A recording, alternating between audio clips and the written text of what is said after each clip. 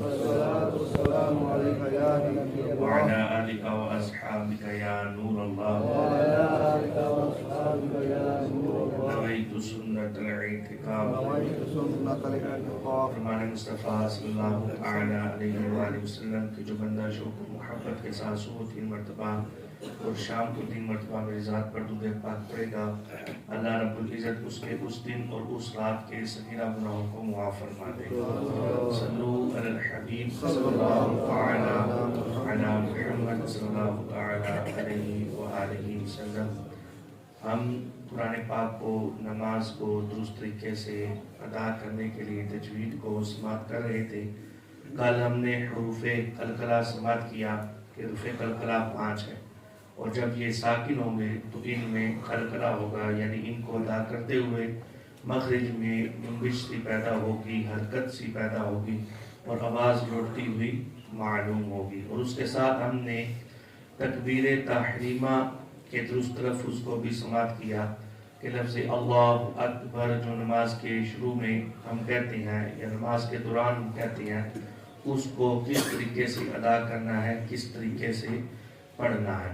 آج ہم انشاءاللہ ثنا بھی نماز کی سیکھیں گے، اور اس کے علاوہ تجوید میں ہم انشاءاللہ گنہ کرنا یہ سماعت کریں گے۔ گنہ کسے کہتے ہیں؟ گنہ کہتے ہیں آواز کو ناک میں لے جانے کو، یعنی آواز کو ناک میں لے جانا، اس کو گنہ کہتے ہیں۔ یہ ناک کا جو بانسا ہے اس میں آواز کو لے جانا، اسے خیشوم کہتے ہیں۔ ناک کے بانسے کو خیشوم کہتے ہیں۔ یہ اس میں ناک کی آواز کو لے جانا، جیسے مثال کے طور پر میں یہاں پر لکھتا ہوں انّا، یہ اس کو نون مشدد ہے، اس کے اوپر تشدید ہے، انّا، یہ جو ناک میں آواز گئی نا اس کو گنہ کہتے ہیں۔ اور گنہ کی مقدار 1 الف یعنی 2 حرکات کے برابر ہے، یعنی جتنا ہم نے حروف مدہ کو کھینچنا ہے، جتنا ہم نے کھڑی حرکات کو کھینچنا ہے، اتنا ہی گنہ ہم نے کرنا ہے۔ جیسے مثال کے طور پر لکھا ہوتا ہے ان اللہ، ان، یہ جو ناک میں آواز گئی نا اس کو گنہ کہتے ہیں۔ اور کل ہم نے حروف قلقلہ سماعت کیے، وہ کتنے تھے؟ کون کون سے؟ قاف، طا، با، جیم، دال۔ یہ بھی سماعت کرنے، جب یہ ساکن ہوں گے ان میں خوب قلقلہ ظاہر ہوگا۔ اب جیسے آج ہم نے سورہ فلق سماعت کی نماز میں قل اعوذ برب الفلق، قاف آخر میں ساکن ہو گیا تو فلق من شر ما خلق، ٹھیک ہے۔ اسی طرح آخری آیت میں من شر حاسد اذا حسد، دال آخر میں ساکن ہوئی تو قلقلہ کی آواز خوب ظاہر۔ جب یہ ساکن ہوں گے یعنی ان کے اوپر جزم ہوگی، سکون ہوگی، تو یہ خوب ظاہر ان میں قلقلہ ہوگا، یعنی صاف واضح ہوگا اور حرکت پیدا ہوگی، جنبش پیدا ہوگی اور یہ خوب ظاہر ہوں گے۔ اور جب یہ حرف مشدد ہوں گے، مشدد کسے کہتے ہیں؟ جس حرف پر تشدید ہو، یعنی یہ ڈبلیو کا نشان جو ہے یہ ہو، اسے تشدید کہتے ہیں، اور جس حرف پر یہ تشدید ہو اسے مشدد کہتے ہیں۔ جب یہ حروف مشدد ہوں گے یعنی ان کے اوپر تشدید ہوگی تو ان میں جماؤں کے ساتھ قلقلہ ہوگا، یعنی ایک ٹھہر کر قلقلہ کیا جائے گا۔ تب بت، یہ دیکھیں نا تھوڑی دیر جماؤ ہوا، وہاں پر آواز رکی، تبت یدا ابی لہب وتب، یہ با آخر میں ساکن ہوا تو اس کو خوب ظاہر کر کے قلقلہ کیا۔ جب مشدد تھا تبت میں تو ہم نے اس کو جماؤں کے ساتھ رک کر تھوڑا قلقلہ کیا، تبت یدا۔ اسی طرح جب یہ سارے حروف مشدد ہوں گے تو ان میں خوب جماؤں کے ساتھ قلقلہ کیا جائے گا۔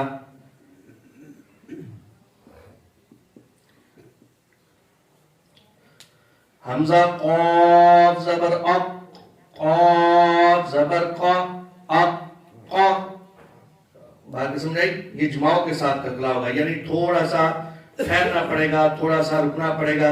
اق قا، اگر زیر لگائیں گے، ایک قاف او قاف، یہ قلقلہ بھی ہے اور حروف مستعلیہ بھی ہے، موٹا بھی کرنا ہے، قاف بھی حروف قلقلہ میں سے بھی ہے، حروف مستعلیہ میں سے بھی ہے، اس کو بھی موٹا، اور اگر تی ہوگا تو قلقلہ بھی نہیں کرنا، حروف مستعلیہ بھی نہیں ہے، اتا اتا اتا، نارمل عام روٹین میں جیسے ہم پڑھتے ہیں۔ تو اس میں چونکہ حروف مستعلیہ بھی ہے اور حروف قلقلہ میں سے بھی ہے، تو اس کو جماعوں کے ساتھ قلقلہ بھی کرنا اور پور بھی پڑھنا ہے، آگے اب با اب با اب با، اب جا اب جا اد جا، اب دا اب دا اد دا، یعنی جماعوں کے ساتھ قلقلہ کر کے ہم نے اس کو پڑھنا ہے۔ جیسے اس کی ایک دو مثال اور ہم سماعت کرتے ہیں، قل جاء الحق، یہ قاف آخر میں ساکن ہوا اور اس میں ہم نے قلقلہ کر دیا۔ اسی طرح مدنی قاعدے میں آپ یہ دیکھ سکتے ہیں، اس کی تختی میں ہمیں کثیر مثالیں مل جائے گی۔ حروف قلقلہ کی تختی نمبر 11 ہے، بلکہ آپ اس کو تختی نمبر 13 نکالیں، تشدید والی، اس میں زیادہ جو ہے نا وہ سمجھ آئے گی، کیونکہ آج تشدید کو پڑھ رہے ہیں۔ پیج نمبر ہے 25، اس میں لفظ ہے رب با، رب با، جماعوں کے ساتھ قلقلہ۔ اسی طرح ربنا، ربنا، را کو پر اور با مشدد ہے، اس کو جماعوں کے ساتھ قلقلہ کرنا ہے، ربنا، ربی، ربی، ربی ہی۔ اور ایک اور بات یہ سماعت کیجیے گا، یہ اس طرف توجہ کریں، مدنی قاعدے میں آپ تھوڑی بعد میں بھی سماعت کر سکتے ہیں، بالخصوص ابھی اس پر توجہ دیں، میم اور نون، یہ قاعدہ سماعت کر لیں، یہ بڑا اہم قاعدہ ہے اور یہ اکثر طور پر بلکہ سمجھیں ہر آیت میں استعمال ہونے والا قاعدہ ہے۔ اس کو استعمال کریں، میم مشدد یعنی جس میم پر تشدید ہو، اور نون مشدد یعنی جس نون پر تشدید ہو، نون مشدد اور میم مشدد، ان میں ہمیشہ گناہ ہوتا ہے، ناک کے پانسے میں آواز کو لے جانا ہوتا ہے، خیشوم میں جو ہے وہ ناک میں آواز کو لے کر جانا ہے، میم مشدد ہو تو اس میں گناہ ہوگا ہمیشہ،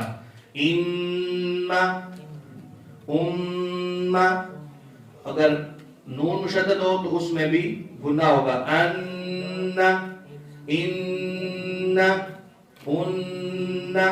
جب بھی یہ مشدد ہوں گے میم اور نون، کون کون سے دو حرف؟ میم اور نون، تو یہ کیا ہوں گے؟ ان میں ہر حالت میں جب بھی مشدد ہوں گے تو ان میں گناہ کرنا ہوگا، ان اللہ،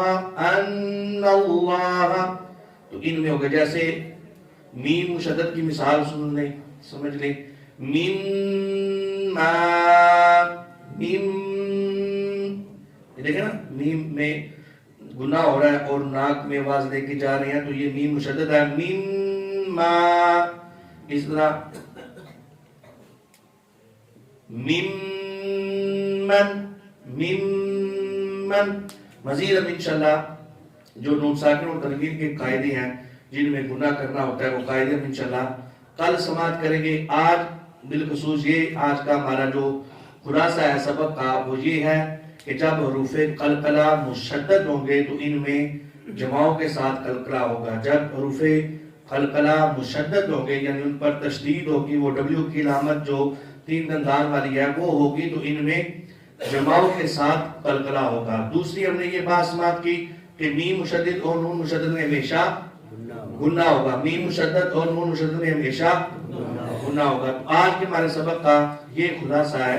اب ہم انشاءاللہ نماز کی ثنا کو سماعت کریں گے اور انشاءاللہ اس کو درست طریقے سے پڑھنے کی کوشش کریں گے۔ بسم اللہ الرحمن الرحیم۔ سب سے پہلے کل ہم نے کیا سماعت کیا تھا؟ تکبیر تحریمہ کیا سماعت کیا تھا؟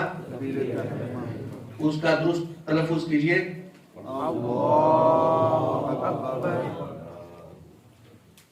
لفظ اللہ اسم جلال کو پر کریں اللہ اکبر اللہ اکبر. اس کو اللہ اکبر پڑھنا دیکھیں خوبصورتی بھی نہیں ہے. تو لفظ اللہ اسم جلالت سے پہلے زبر زید ہو تو زبر اور پیش ہو تو اس کو پر پڑھیں گے اللہ اکبر. اب آ جائیں جی ثنا میں سبحانک اللہم. اب سب سے پہلے ہم نے سب سے جو ہماری بڑی غلطی ہے کہ ہم نے آج تک نماز کو دیکھ کر یاد نہیں کیا بلکہ یقیناً سب نے پہلے بھی جب فرسٹ ٹائم یاد کی تھی تو سن کر نماز یاد کی. جب اسکول میں جو ہے وہ اسمبلی ہوتی تھی تو اس کے بعد ترانے کے بعد جناب ایک بچہ کھڑا ہوتا تھا وہ نماز سبحانک اللہم. تو آج تک ہم نے سبحانک اللہم جو ہے نا وہ اس کو سماعت کیا اور ہماری زبان پر بھی یہی بیٹھا ہے.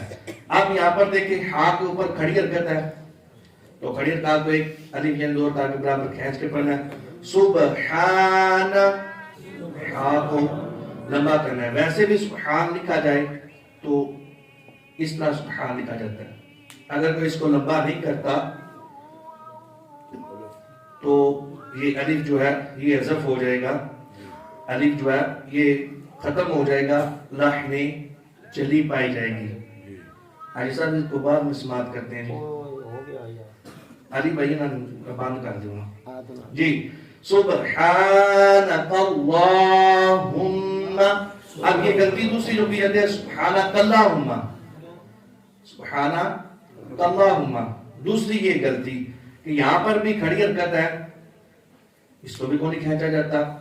جیسے اسکول میں پڑھاتے ہیں سبحانک اللہم کلہم کلہم تو یعنی ایک تو لفظ اللہ اس میں جلالت ہے یہ اس کو اس سے پہلے زبر ہے اور اس کو پور پڑھنا ہے. دوسرا اس کے اوپر کھڑی حرکت بھی ہے اس کو لمبا کر کے پڑھنا ہے کھینچ کے پڑھنا ہے.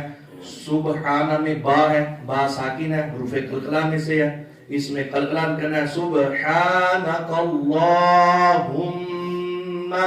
آگے میم مشدد بھی ہے اور میم مشدد میں گناہ بھی کرنا ہے سبحانک اللہم.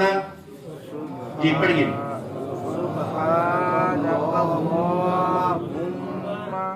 وَبِحَمْدِكَ. اب اس ہا کو بھی ادا کرنا ہے کیونکہ آپ کو پتا ہے حمد کا معنی ہوتا ہے تعریف اور حمد کا معنی ہوتا ہے مذمت.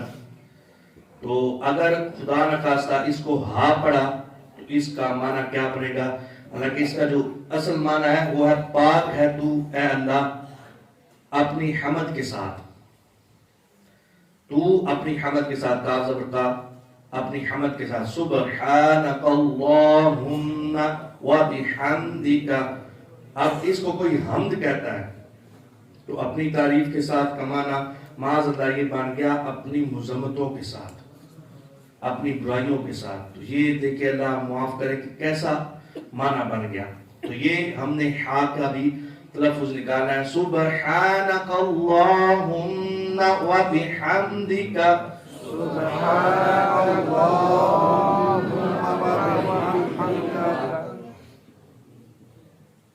وتبارك اسمك وتبارك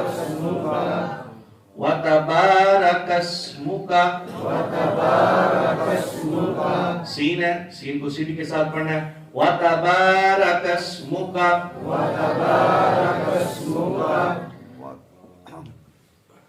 جی اس میں جو غلطی پائی جاتی ہے عمومی طور پر یہاں پر الف ہے الف سے پہلے زبر ہے الف مدہ ہو رہا ہے اور یہاں پر کھڑی حرکت ہے تو اس کو بھی لمبا کر کے پڑھنا ہے.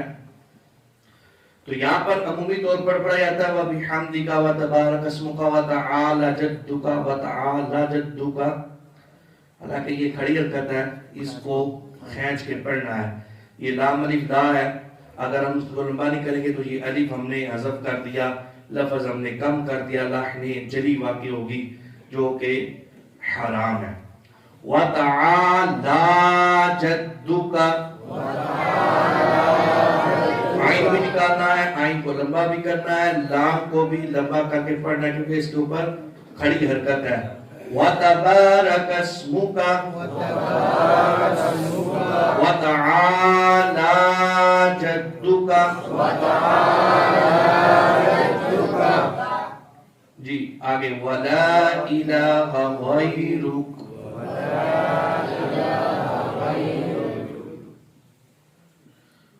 اب یہاں پر عمومی طور پر جو غلطی ہوتی ہے وہ ہے وَلَا إِلَهَ غَيْرُكَ. یہاں پر اس طرح بھی میں نے سماعت کیا ہے، اس ہا کی آواز کو نہیں نکالا جاتا، الہ ہا کو پورا ادا کرنا ہے.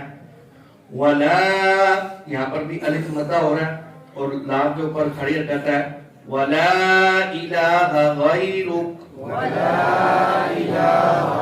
بل غیر رک پڑھتے ہیں، غیر رک نہیں، غیرک غیرک، اور غائن کو پر پڑھنا ہے، رفع مستعلیہ میں سے بھی ہے غیرک. سبحانک اللہم وبحمدک وتبارک اسمک وتعالی جدک ولا الہ غیرک. یہ اس کا درست لفظ ہے، ہم انشاءاللہ مل کے پڑھتے ہیں. بسم اللہ الرحمن الرحیم. سبحانک اللہم وبحمدک وتبارک اسمک وتعالی جدک ولا الہ غیرک. یہ اس کا درست لفظ ہے، ہم نے اس طرح ہی یاد کرنا ہے. یہ جو اغلاط عمومی طور پر پائی جاتی ہیں سبحانک اللہ میں سبحانک اللہم اور وتعالی جدک وتعالی جدک، یہ وتعالی جدک یہ عمومی طور پر جو ہے نا یہ غلطی پائی جا رہی ہے. اس کو آپ ویسے خود نہ ایک مرتبہ جیسے اپنے انداز میں ہم پڑھتے ہیں وہ اس طریقے سے پڑھیے گا، آپ کو یہ غلطی محسوس ہوگی. اپنے ہی نہ ذہن میں پڑھیے زبان پہ لا کے. تو ہم اس طرح تو نہیں پڑھتے، لمبا کرتے ہیں یا نہیں کرتے. میں کسی سے پوچھ نہیں رہا، ویسے میں آپ کو فکر دلوا رہا ہوں کہ یہ دیکھیے نہیں نہ ہوتا. عمومی طور پر یہ اغلاط پائی جاتی ہیں. سبحانہ کی ہا کو کون لمبا کر رہا ہے، ہا کا تلفظ کون نکال رہا ہے. یہ لام لفظ اللہ اسم جلالت کے اوپر جو کھڑی حرکت ہے اس کو لمبا کر کے کون پڑھ رہا ہے. ولا الہ ہا کی آواز کون نکال رہا ہے. غیرک اس کو غیر رک کون پڑھ رہا ہے. تو یہ سارے جو ہے غلطیاں ہیں. اس کو ہم نے بعض تو اس کو بھی وتبارک اسمک پڑھتے ہیں، وتبارک اسمک، حالانکہ یہاں پر بھی الف مدہ ہو رہا ہے. وتبارک اسمک وتعالی جدک ولا الہ غیرک. اللہ رب العزت کی بارگاہ میں دعا ہے اللہ رب العزت میں صحیح معنوں میں قرآن نماز سیکھ کر سمجھ کر عمل کرنے کی توفیق عطا فرمائے. الحمدللہ.